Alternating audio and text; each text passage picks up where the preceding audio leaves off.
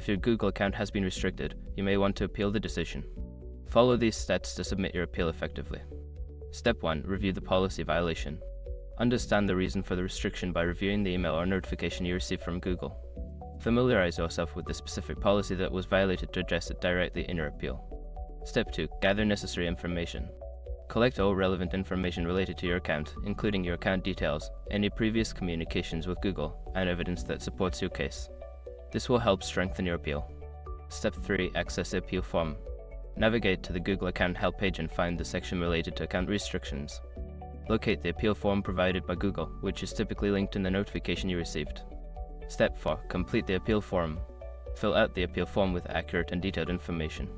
Clearly explain why you believe the restriction should be lifted, referencing the specific policy and any evidence you have gathered. Step 5. Submit your appeal. Review your appeal for any errors or missing information, then submit the form. After submission, keep an eye on your email for any updates or responses from Google regarding your appeal.